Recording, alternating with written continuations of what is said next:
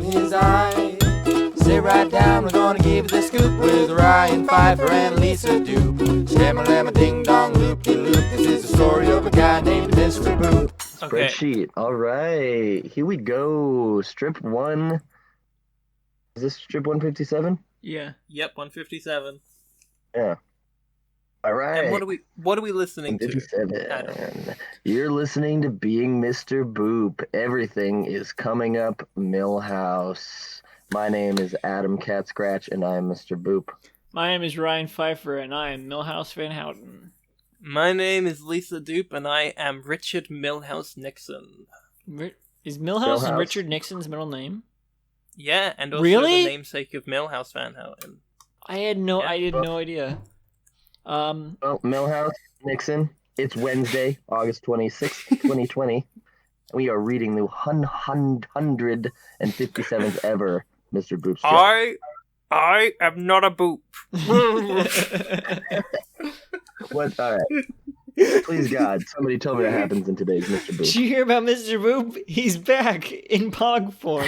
Oh my God. Mickey has amnesia. Mickey has amnesia. That's actually a pretty funny one, Lisa. I'll give you that. Lisa, what's the shadow synopsis? Disney. # let Mickey come. What does it mean? I don't know, because I haven't read the strip yet. Yeah, well, okay, some of the time you could just say, wait, this one makes more sense after. They all do. No, they don't all make sense better all after. Some of them make more sense before. Any of them that don't need to be read after should be read before. But you read all of them after. That's why I have to ask every time what the shadow synopsis is. None of them work beforehand. At this point one in the last few days made sense beforehand. Which one in the last few days did. Everyone like this guy? That one makes sense before. No, it doesn't, because you don't know what guy he's talking about. The guy that's in the comic. You haven't read it yet. But if we can see in the first panel, then it makes sense. You don't need to read the whole thing first. I think we can easily settle this, because luckily we're about to read this strip right now. Okay, there's 4 panels. Everything will make sense. There's technically 4 panels, but really they've only been 3 panels this week. The 4th one counts. It's part of the strip. I abstain. It's because it wouldn't be the same if there was imagine it was just white there. No panel outline at all. It'd be different. Whole different tone. This one is really hot. So everyone just hold yourselves together. I'm perfectly capable of that. There's Goku in panel 1. We see Goku, classic Mr. Boop character. He's grocery shopping, actually. Like I said, maybe the concierge could be. And we see he's just a total beefcake. Yeah, as usual. I mean, it's Goku. He's been gravity training or whatever Goku does. I don't remember that much. How much Dragon Ball have you watched, Adam? 0. Yeah, I watched a tiny bit. I know he'll go in when he'll travel in his spaceship to a planet where everyone's fighting and they're waiting for him to show up and kill everyone, and he'll like turn the gravity way down and do push-ups. So he gets, that's how he works. This actually wait, if he turns the gravity down, then it would be easier to do push-ups. Or he turns it up. There we go. Whatever. He's pushing a shopping cart that says Target. So they're specifically shopping at Target. Oh yeah. I think this another good use of real world brand iconography. I just realized why Goku looks weird to me here. This is the first time we've seen him clothed in the strip. I'm pretty sure. Yeah. Or fully clothed. This is the first time we've seen him with a top on, and we only see him from the. He could be wearing no pants. We don't know. This is the first time we see him with a. We can see him. We can see his belt. Well, anyways, he's super stoked. He's in a great mood. That could be a cummerbund. Guy. He's got 5 fingers on each hand, which now that I notice it, is that an Alec thing? Like he actually puts 5 fingers on his cartoon's hands? Looks like I've looking at never- Kathy yesterday. It looks like he does. Wow, that's ballsy. That's progressive. I do that. So Do there. comics? No, when I draw though, I mean I don't much anymore. I did used to, when I used to draw comics, I would just draw balls for hands, basically. save the effort. Just put sticks with balls on the end. Anyway, Goku is waving, and he with his, so he's got his classic Dragon Ball outfit on with his little arm bands and stuff. He's waving, and he says, "Oh, hey, Mickey." 2 electro points. In his shopping cart, we see, looks like some milk. This is the only thing I can identify. It's weird. It almost looks like a paper carton of milk, but also like a jug of milk. It also has a handle. Yeah, it's like some amorphous milk and some cubes. Yeah, I think maybe it's just 2 different things that like seem. I think it's supposed to be 2 different things, but it looks like it's one thing. It's like a weird amorphous milk. Yeah. Anyways, but who's he waving at though? That was the flapper We're gonna shot. find In out. panel 2, reverse shot, we see Walt Disney. We can tell it's Walt Disney from context clues. It's Walt Disney, and he's also pushing his shopping cart. We can't see what's in his shopping cart. He's walking along with his son, Mickey Mouse. He's glancing back at his son. I just want to quickly say, I'd argue that panel 1 isn't the flapper shot, but well, we don't need to it's the linger establishing shot. All right, you're right. Fine, you're right. Whatever. It's establishing, sort of. It's not. It's a fine argument. Walt is like glancing back, sort of irritated, or like sad, like a stern father figure, like. So yeah, he's looking back. He's sneering hardcore. Sneering. He's sneering. You're right. And glancing he says, back at Mickey. "Friend of yours, son." Yeah, Electro Heart. Mickey has both his hands behind his back, and he's biting his lip. He's embarrassed. He's sweating and crying a little bit, trying to hold his emotion in. That's why he's biting his lip, I guess. And he says, "No, Papa, I've never seen him before in my life." Panel 3, we go back to panel. It was the same shot as panel 1, pretty much. Panel 3 is just heartbreaking. Goku, his eyebrows are lowered. He looks surprised. He's got a speech bubble and a thought bubble. This who wants to read these? I would love to read these. Yeah. Yes, Adam. What does the speech bubble say? If I may. Saying what? Mickey? He's saying this out loud in Target. Yes. For just to reiterate, in front of Mickey Mouse's dad. Mm-hmm. He's saying, "What?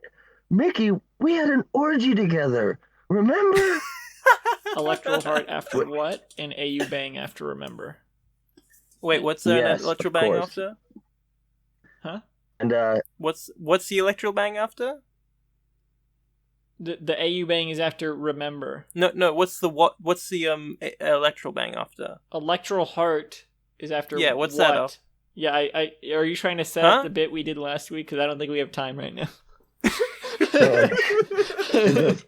so this podcast is primarily about punctuation, from what I gather. No. the what does his thought bubble say?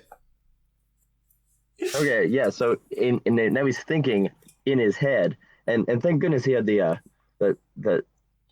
thought in his cute little skull to not say this part out loud, because he already, he already kind of let it fly. But he's thinking, he's got to remember the orgy. I made him come 8 times. He probably just doesn't want Walt Disney to find out.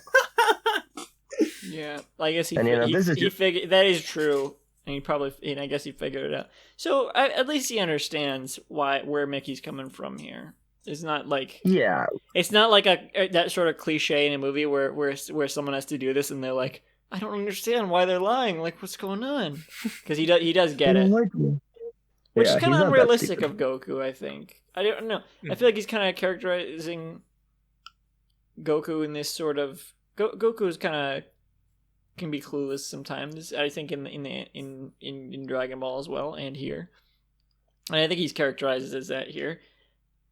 Maybe not though. Maybe it's just that it's this. This is like normal and acceptable in the world of Mr. Boop. That does seem to be the case to an extent, judging by how many different comic characters they've had orgies with. But Walt Disney's from a different time. So anyway. Yeah. I guess cartoons are just really into like, poly shit. Yeah, and so to Goku, this is just normal. That's why he's just like, what? What do you mean? What? Don't you remember? But at the same time, I guess he doesn't want to push it too much because he does realize this is where Maggie's coming from. I have a fan theory here. Walt Disney is the concierge. That's interesting, but they don't look anything alike. No, they have the mustache, they have the slicked back hair. This is his casual clothes when he's not on the job. But the concierge we've seen famous characters have casual 9 to 5 jobs. The concierge before. is bold. Yeah. The concierge. So Walt Disney has a job as a concierge, just like Bugs Bunny has a job at Subway. Okay, so I'm from what I understand in this reality, like Betty Boop like works for money is made off these cartoon characters by the holders of that IP. Yes. Right. So like they kind of that's like their job. I think I know where you're going with this, and so I'm just gonna say this is not consistent. It's not consistent. And I asked Alec about this, and he said he doesn't know. And there was also a shadow synopsis the other day directly addressing this. Lacey, do you know? Can you pull that up? Do you know what that was? I think because Peter Griffin. Why would Peter Griffin need to work at Quiznos when Quiznos when Family Guy is still on the air and it's like one of the most popular cartoons? Yeah, that's the thing. Is I don't know. It's unclear, but it seems like it was panel 3 of Strip 150. Where he says, "I'm going to be honest with you. I don't really understand the rules of how cartoons work in our universe. We were filming a cartoon." Oh, you're right. It wasn't even. Cameron. It was literally in the comic. It was the titular, not titular, Mr. Boop said this. It wasn't even a shadow synopsis. He literally said this in the strip. Yeah. So they comment upon this.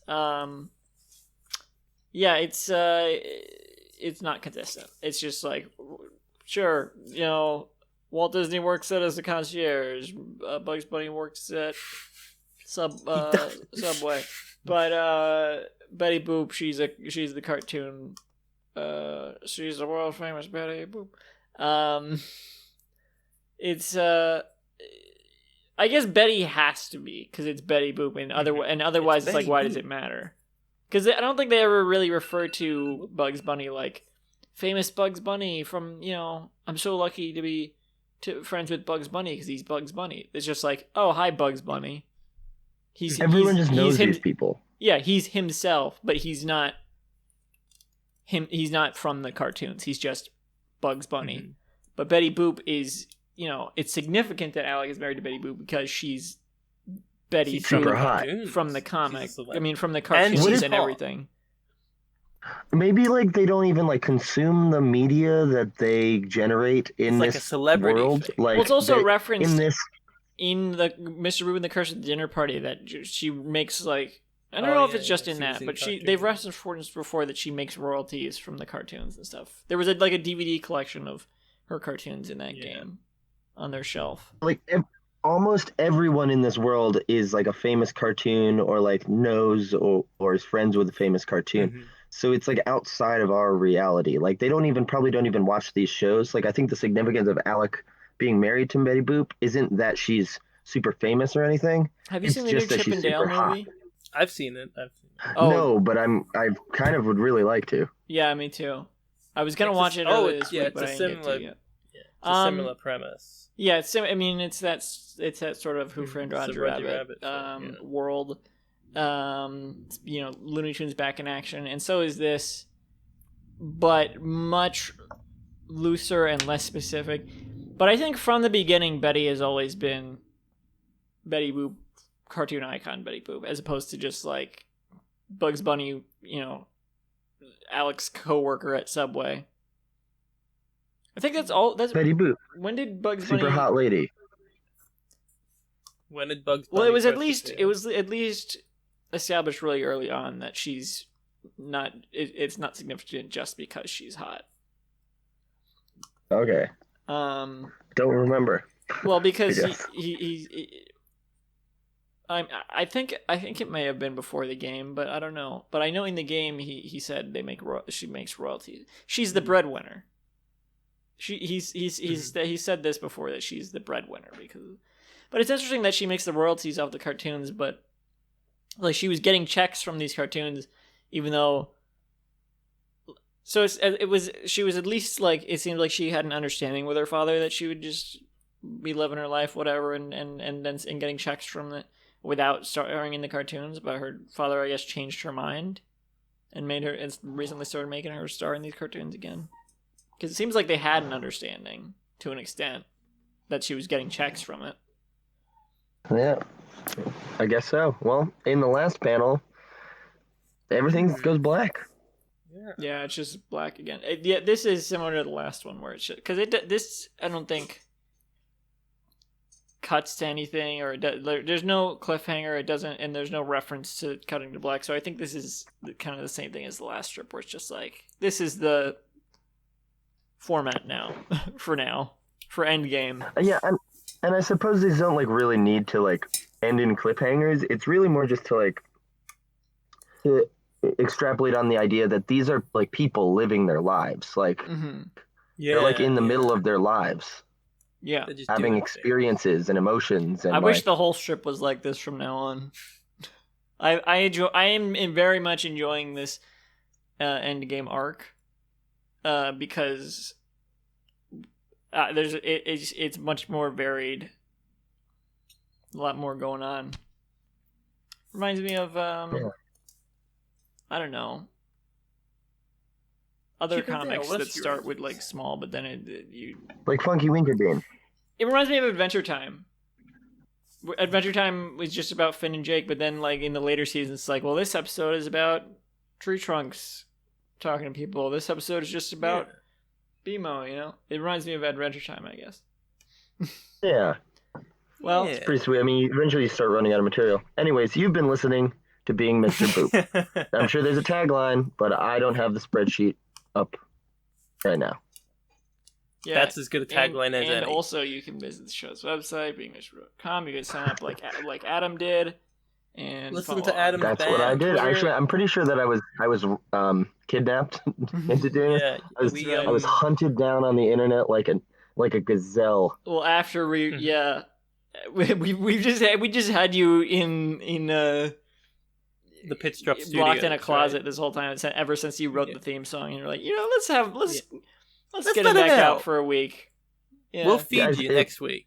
Yeah. I figured if I do this, if I suck it up and I do this, maybe they'll let me go home. Unfortunately, Adam, I think it's time for you to go back in the closet now. Time for your nap. Well, time for your nap. So you got to go back in the closet now. Thank you for joining us, though, this week. It's a living. It's a living. It sure is. Not for us. It's not. Adam is, by the way, a dinosaur who writes theme music for us, by the way, and co-hosts podcasts. That's why he just said that. Well, I know I'm a little older than you, but you don't have to call me a dinosaur. No, he's a saber-toothed tiger. It's all living. Good night, everyone. Listen to Adam's band. What are they? Good night, everybody. Yeah, look up Ghost Bomber or Moon Weasel or Mudlark. Ghost Bomber Band, because you'll get other things if you look up those. Don't look up Ghost Bomber, because you'll find the horrific ghost bombings of 1959. From I didn't even know about those. I just made that up off the top of my head. I assume that if ghost bombings are a real thing, that it's pirates came back to life as ghosts and started bombing people. I don't know why pirates. There are several historical ghost bombers that are fun to read about. So yeah. Well, thank you. Good night. Yeah. All right, take it easy. Goodbye, everyone.